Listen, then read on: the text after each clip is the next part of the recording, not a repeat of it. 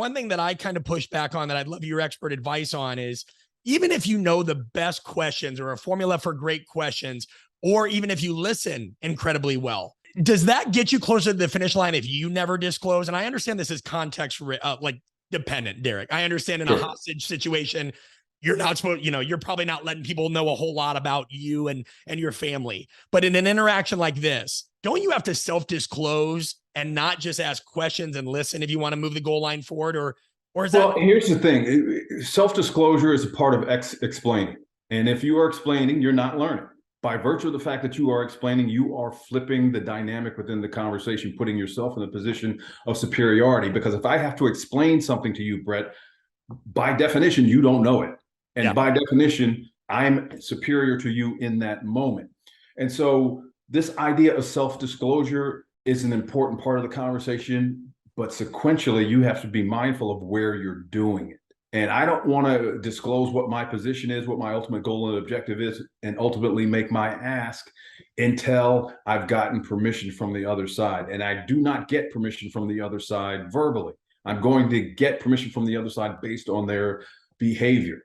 And so I am going to, at the beginning of the conversation, defer and subordinate myself to the other side. It doesn't matter whether I'm dealing with a drugged out hostage taker threatening to kill his 2-year-old, or I'm talking to my 16-year-old as to why she hasn't completed her college applications yet.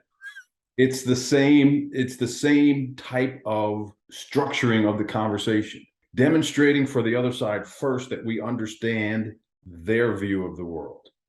Because if I don't understand your worldview, I don't understand you. If I don't understand you, there's no meaningful dialogue that's going to take place, because in that moment, my lack of understanding presents me in the conversation as a psychological threat. And anytime you are a psychological threat in a conversation, you are actually making your counterpart dumber. Because if you are a threat, by extension, you are making them defensive. If they are defensive, that means that that amygdala is fired up, and what's supposed to be going on in the prefrontal cortex is impeded. It's being obscured. And so I have to remove myself as a threat. And there's a variety of ways. You mentioned tactical empathy earlier. There's a variety of ways that we can do that. So going back to your original point, self-disclosure shouldn't be dismissed. It just depends on where you're using it in the conversation. The first 75-80% of that conversation shouldn't be about you at all. It should be about the other person. They're going to let you know when it's time to transition to Brett talk.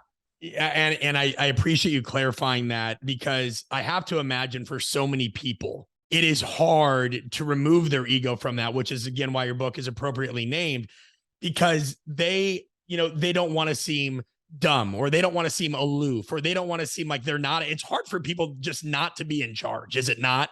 We have this innate drive for security and predictability, and inherently those things, to your point, unless you're listening, unless you're incredibly observant, they're not going to come.